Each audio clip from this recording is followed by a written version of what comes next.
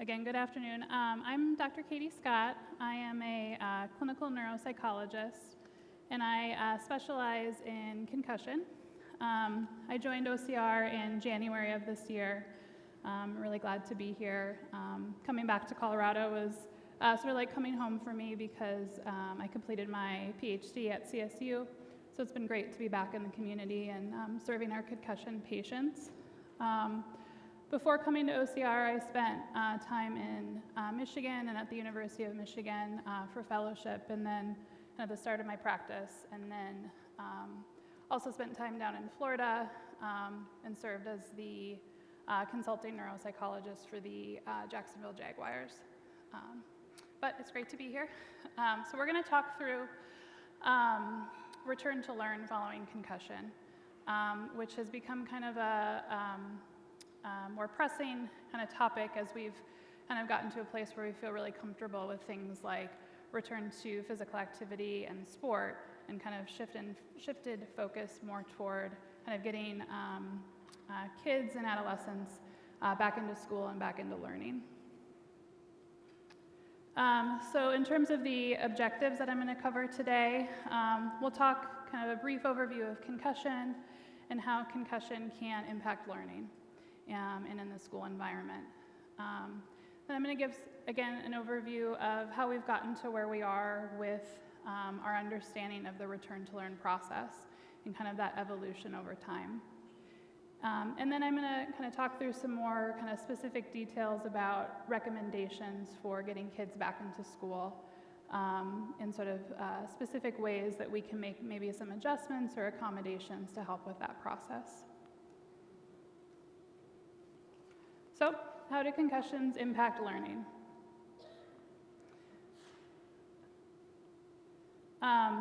If I could just get like a show of hands of how many of you interact with patients who sustain concussions or are in that recovery process.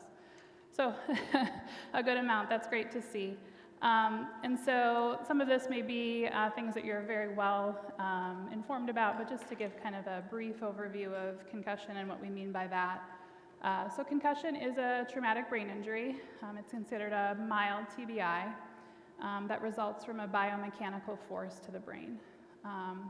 So it can result from a direct blow to the head or to another part of the body that transmits that force to the head. Earlier in my career, this is where I would like have a video where we'd all sit and watch like an NFL player sustaining a concussion, and I've come to a place where I'm not sure that's really new information for folks to see, and not sure how helpful it is to kind of observe that type of trauma. So I'm sure that's something that you all are kind of familiar with what that can look like. Signs and symptoms do typically emerge relatively immediately after a person sustains a concussion, but symptoms can develop and evolve sort of within that first day or so. So examples of some of the things that we tend to see immediately after a concussion is sustained are things like confusion, temporary kind of memory disruption, decreases in balance, and things like nausea, feeling sick to stomach, and obviously headache as well. Most often we do not see loss of consciousness. The numbers actually bear out to be about only 10% of concussions are associated with the experience of a loss of consciousness. So it's a real kind of essentially myth that you have to have sustained a loss of consciousness to have sustained a concussion. And then neuroimaging studies are typically unremarkable when we're talking about concussion. Just some kind of numbers to consider when we think about concussion. Again, concussion is the same thing as a mild traumatic brain injury. So when we look at kind of traumatic brain injury as a whole, what we know is that the numbers kind of vary from about 75 to 85%, so essentially about 80% of those traumatic brain injuries fall under that category of mild TBI. Regarding kind of specifically high school students and high school student athletes, about 2 in 10 high school athletes sustain a concussion per year. Those should probably be like frowny faces, but that kind of upside down feeling is often how people will describe how they're feeling when I first see them. And high school athletes really make up a large portion of what I see in my practice. And then talking about sort of numbers related to recovery, this is not specific to like our high school students, but kind of concussion as a whole. What we see at about 1 month, so generally speaking, about 30% of people are still reporting that they're experiencing symptoms related to their concussion. Then we get to about 3 months out from an injury, about 10% are still reporting that they're experiencing symptoms. And then when we get to that year mark, we really get down to about 5% of folks still reporting that they're experiencing symptoms. And again, this is concussion kind of as a general population. And so when we get to that year mark, what we often find is that there are other factors that may be contributing to their kind of continued reporting of symptoms. So things like perhaps histories of other kinds of neurologic illnesses, or maybe multiple prior concussions, things like litigation or history of kind of mood or anxiety issues as well.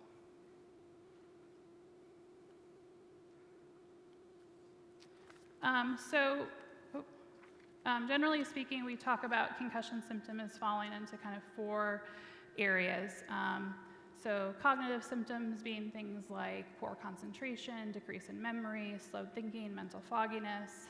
Emotional symptoms, so things like irritability, depressed mood, anxiety. Physical symptoms, headache, nausea, dizziness, changes in vision, light and noise sensitivity, and then sleep kind of being its own sort of category of symptoms as well.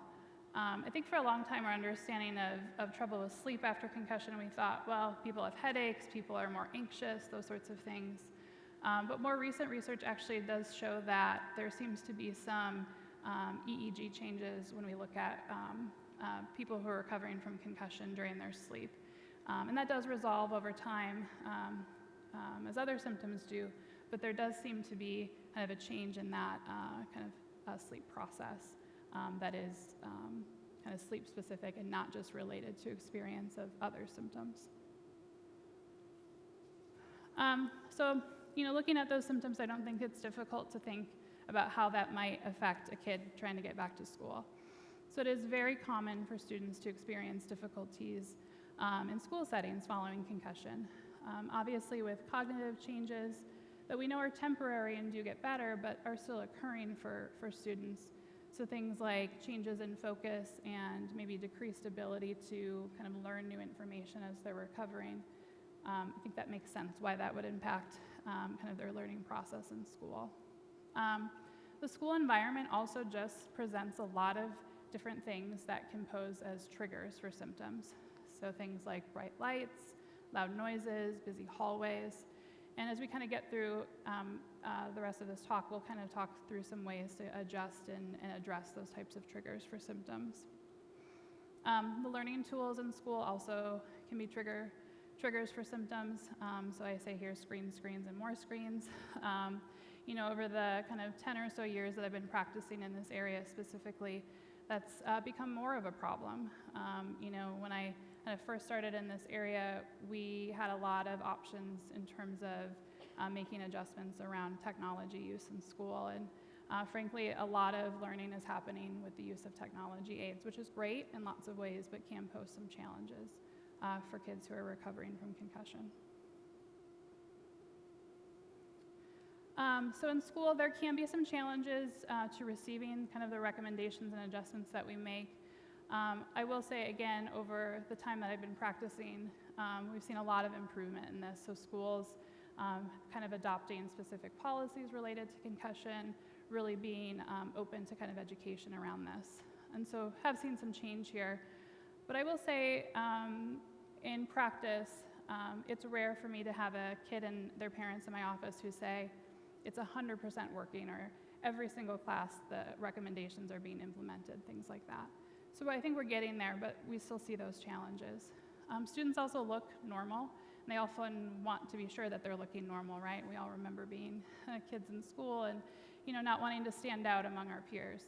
And so they're not walking in with big casts on or using crutches, and so there can be some questions about, are these things that are really necessary? And what sometimes comes about with kind of recommendations around school is just, well, let's take the kid out of school for a week or two.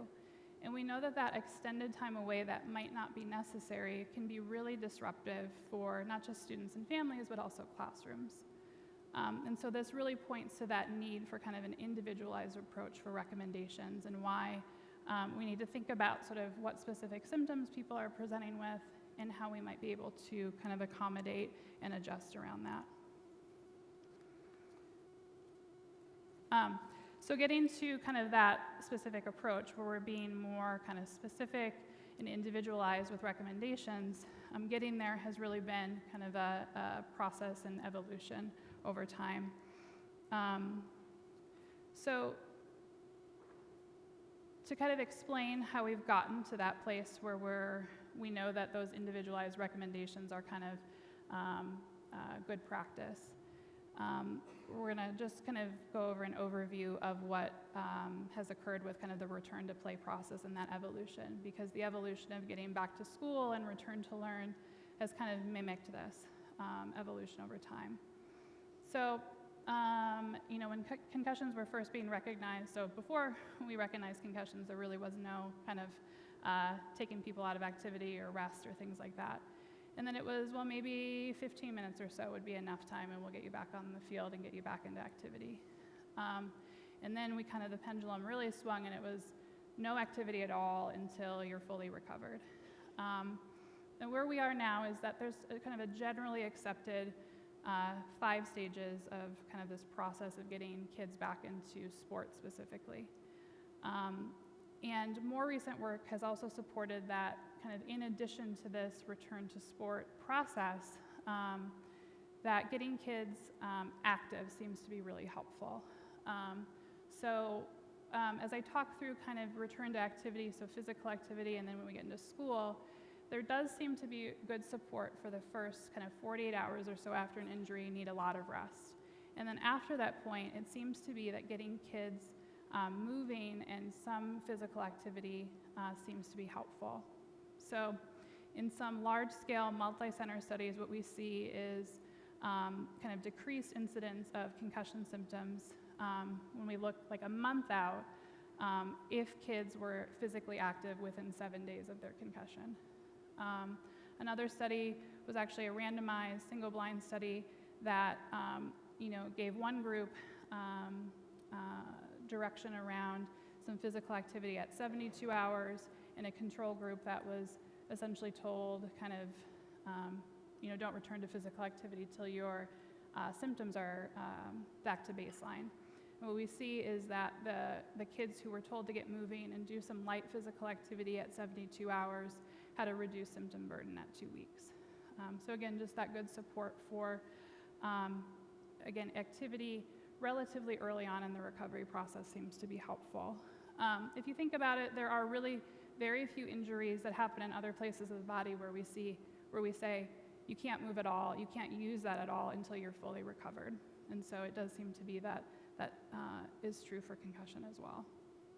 So when we talk about return to learn, return to school, we've had kind of a similar swing from, you know, no rest to complete rest, or complete brain rest is often kind of what I'll hear folks say. And there's really not any support for kind of extended periods of brain rest or cognitive rest. So what research has demonstrated is that it seems that too little rest and then too much rest can be problematic. So if we look at populations of folks who are told, or of kids who are told to engage in some degree of cognitive activity, or, I mean, we're all always engaging in cognitive activity. That's what I love about folks who are told about brain rest is, and what does that mean? But when we really reduce like screen time, TV, no social interaction, those kinds of things, it seems to be if we take about 48 hours again of some good time of rest and then get you moving and get you engaged and active and engaged in, again, those social interactions, kind of normal activity, those folks and kids seem to improve more quickly versus more kind of strict rest, so longer periods of time away. So in that second study there, looking at strict rest being 5 days of kind of doing absolutely nothing. So then we kind of next step, taking a look at this in schools. So some colleagues, this is a kind of large multi-center study looking at concussion outcomes from pediatric emergency rooms. And so what these figures are demonstrating is that it seems to be for kids aged 8 to 12 and then 13 to 18, we see reductions in their concussion symptom scores when they return to school within 1 to 2 days.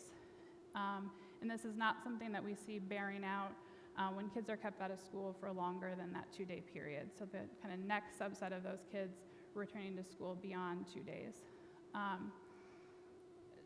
A point I want to be clear about with this study is, again, they're looking at change scores. So it's not just kind of lower symptom scores, it's really that decrease in change and essentially what we consider to be recovery from those concussion-related symptoms. So why might this be? So why is it that returning to school might help to improve outcomes? So I think some of the ideas around this are things like kids actually really do like to be at school. Sometimes when I say that to parents, I get kind of this look like, oh, I wish you were in my home in the morning when my kids don't seem to want to get to school. But they get to see their friends at school. It's their normal routine, so there's some benefit to that. Kids get really stressed out when they're missing lots of school. Assignments tend to build up. They feel like they're missing, again, what they're supposed to be learning in their classes. And so we know from the concussion literature that increases in stress do not help with the recovery process. So if we can get kids back into school and reduce that stress associated with being away from school, it makes sense that we would see some relationship to kind of quicker improvement and recovery. We also see some return to kind of what's their normal sleep-wake cycle, normal bedtime, normal getting up time, those sorts of things. There may be a part of this that is that movement piece. So getting back into school, perhaps we're also getting some of that light aerobic activity or light just physical activity from just the fact that you're back at school. We do know that prolonged, again, activity restriction does put individuals and kids at risk for increases in anxiety and depression. And this isn't true just for our concussion populations. This is seen in the orthopedic literature too, that if we really have to reduce kind of the amount of activity kids are doing, that puts them at risk for developing those symptoms of anxiety and depression, and then kind of that cycle of we know those symptoms really complicate the recovery process after concussion. So where we are now is that the current kind of general recommendations for return to learn are, again, that 24 to 48 hours of really good rest, and then a gradual return to school with support and accommodations. And this point is reminding me that I don't think I've kind of clarified yet that when I'm talking about getting kids back into school soon after their injuries, that's still with support and kind of adjustments or accommodations. It's not just go to school, we'll see you later. It's how can we help to support that process of getting you back into the classroom. I thought I had a school bus, and there it is. So let's talk about sort of what kinds of recommendations those are that can help to support that kind of return back to school. So just kind of with the process of the literature that has kind of, again, looked at kids getting back into school, we've learned some things about specific factors that seem to be related to kind of different kinds of outcomes after a concussion and getting back to school. So those things are like some injury-based factors. So we know that if you have a higher acute symptom score after your concussion, it seems to be that you need some more supports getting back to school. I think that that makes sense, but helpful to know that it's important for us to understand how kids were feeling immediately after their injury and how that might relate to their process of getting back to school. It does seem that high school students take a little bit longer for that full return to school. Full return to school meaning no accommodations, no supports. Kind of subject-based factors, we've learned that math seems to pose a great kind of the greatest challenge with when we look at different subjects and kind of getting back without any kind of supports. I really see this, I think, with subjects that sort of build on each other. So, or where kind of each each class period is really important for kind of the next class period. So math, but I also tend to see it in practice in kind of language classes where that's a struggle. Some of our science-based classes too, where kind of day to day you're really building on that, what you're learning. School-based factors. I think this point really makes sense, right? So schools who have concussion policies seem to provide and support recommendations and adjustments more consistently. And they also seem to have more knowledgeable parents and students around the issue of concussion. And I do think there's been a really great push, and I see it kind of in this community, schools who really have a good handle on what concussion means and that there may be some kind of adjustments and accommodations that are needed. And then treatment-based factors, again, this may seem like some kind of like circular logic, but if you're evaluated by a health professional after your concussion, it does seem to be that you're more likely to receive kind of accommodations and some help with that return to school process. So what I want to do now is just review some kind of specific sorts of adjustments and recommendations that I use often in practice and I think can be helpful for providers, as you encounter students who are in that process of getting back to school. So these first are kind of our those sort of physical symptoms that come up. So what I have here is kind of the general symptom that we talk about, and then some of the ways that sometimes that presents in kids too. So things like headache, kids will complain about their head hurting, but they'll also be a little bit irritable. It'll be hard for them to focus and concentrate. And the way that we kind of provide some adjustment around that is, can we take rest breaks during the day? So rather than taking you out of school, can we maybe have you go to the school nurse for maybe 10 to 15 minutes and see if that helps to bring your symptoms down? And then we can get you back to the classroom and maybe you'll get through that whole school day. Addressing triggers. So as an example, are they having a lot of like neck strain and neck pain and maybe are kind of crunched over in the classroom? Can we help with their posture, and then also addressing, is there that cervicogenic etiology for what's causing their headache? Other triggers we're going to kind of get into as we talk about things like light sensitivity and noise sensitivity. So with light sensitivity, obviously lots of our kids are on tablets and laptops and phones and all those kinds of things during the day. So it's something just as simple as reducing that screen brightness. Can we allow kids to wear sunglasses for the first week when they get back into school? With noise sensitivity, I tend to excuse kids or recommend kind of real flexible attendance around things like choir and band. Welding has been a new one recently. I don't know if that's become a more frequent class that I'm seeing coming back here to Colorado, but just lots of noise and light there. So can we have, again, flexible attendance with those classes as we get back into our other subjects? Allowing lunch in a quiet place. Another thing that seems to be have been a change that I've noticed in practice is kids don't eat lunch in the lunchroom anymore in high school. Something I'm learning every time I bring this up. I get this funny look from students like, we don't eat lunch in the lunchroom anymore. But anyway, if that's something that they're doing, can we kind of take them out of that? And maybe more for our elementary and middle school students, can they eat lunch in a classroom with a friend? So they still have that social kind of interaction, but not where it's so loud. Vestibular symptoms. What kids often complain about is that the car or the bus is just awful. It feels terrible to be in the car or to be on the bus. With that kind of dysregulation of vestibular system that we can see after a concussion, it makes a lot of sense that all of that kind of movement in space and being in the car can, again, trigger or be a source of symptoms.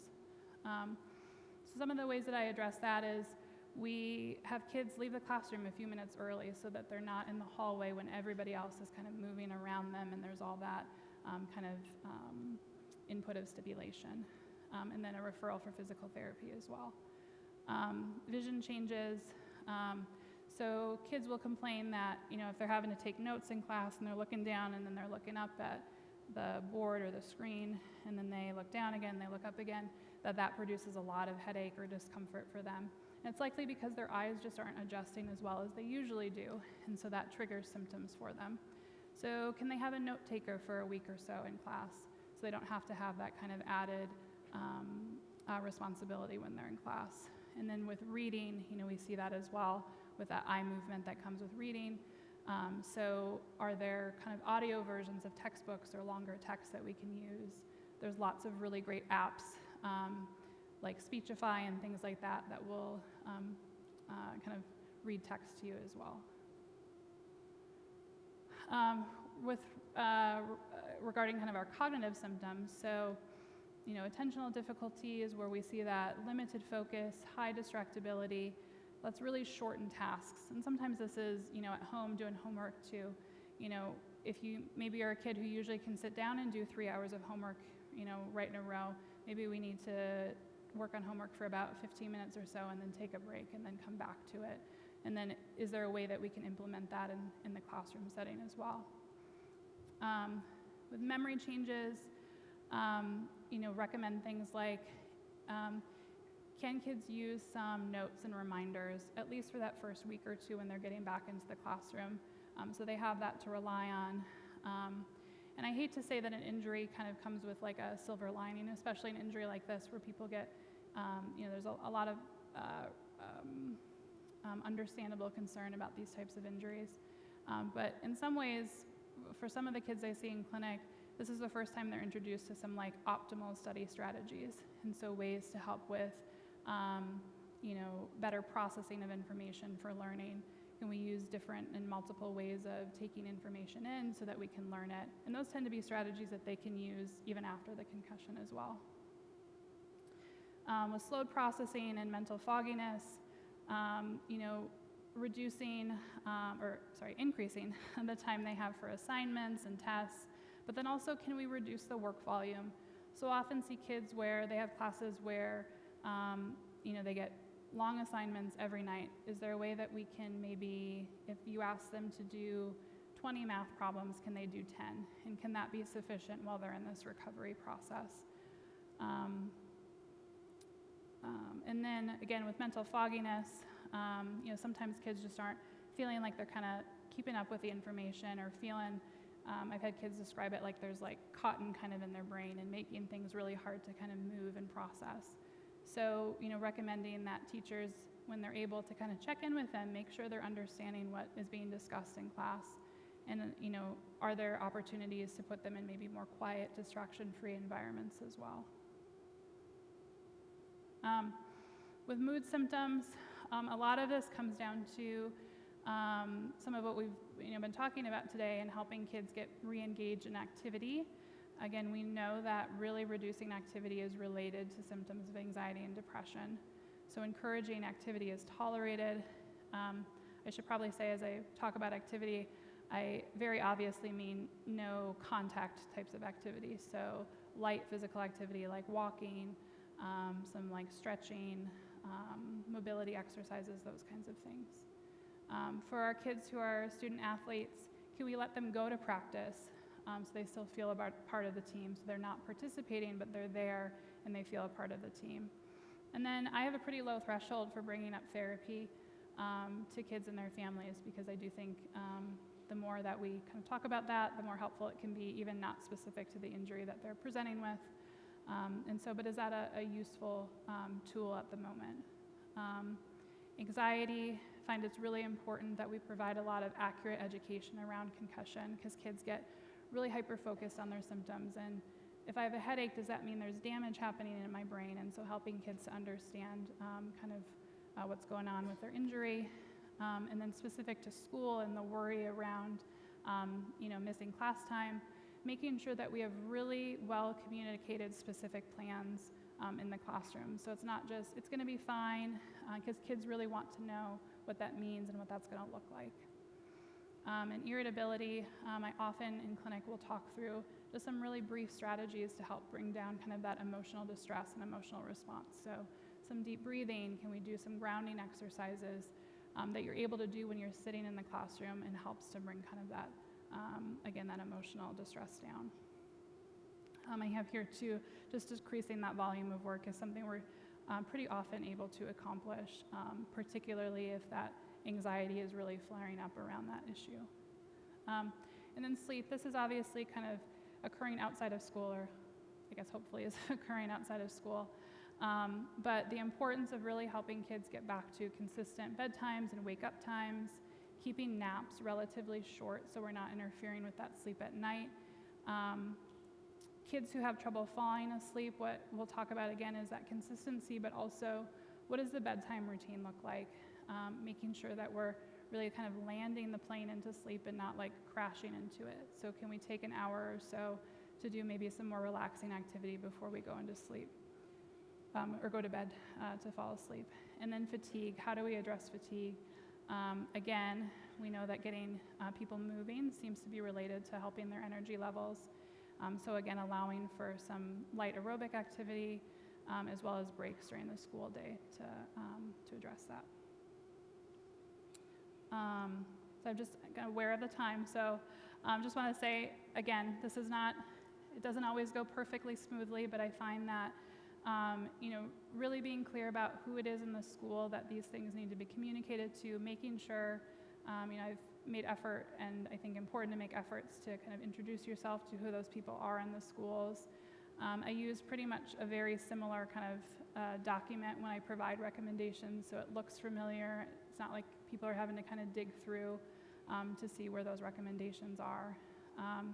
Symptoms at baseline can be complicating in this process, so I see lots of kids who already have IEP or 504 plans, but often need additional adjustments while they're recovering from concussion. So those kind of pre-existing plans may not cover kind of new symptoms or new issues that come with concussion.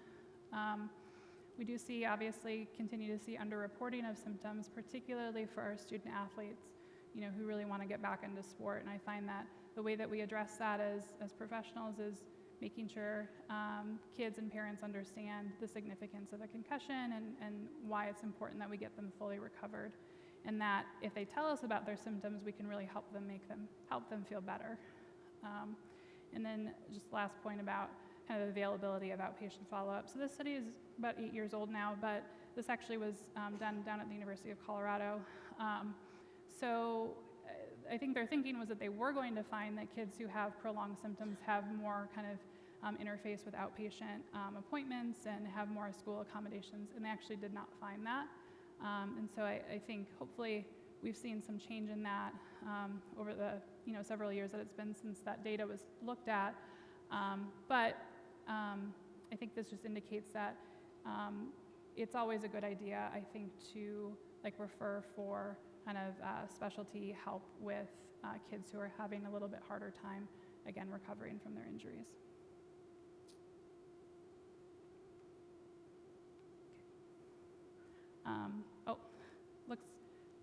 Okay, yeah. So she asked if I recommend any kind of particular scale when I assess. I just use the post-concussion symptom inventory most frequently in clinic. Have also used the symptom scale from the SCAT. The symptom scales, I think all generally have good kind of utility in a clinic setting. Some of them do leave off things like sleep and then neck involvement as well, so just always wanting to be sure that you're also asking about how sleep is going, and then if they're having any kind of pain or tightness in their neck, which can then produce headache as well. Yeah. Mm-hmm.